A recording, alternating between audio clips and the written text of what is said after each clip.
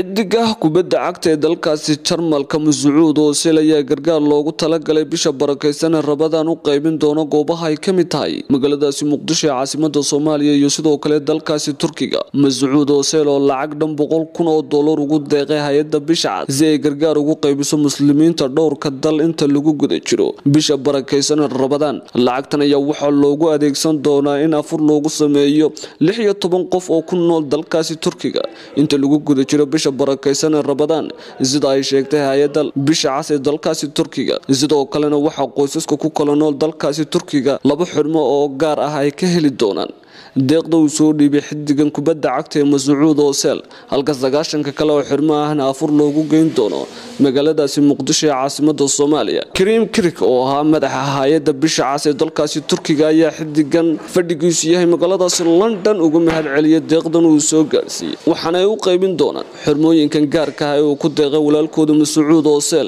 waxaana ay gaarsiin doonaan dadkii loogu talagalay sida waxa sheegay hay'adda bisha cas ee uu madaxda ka yahay Karim.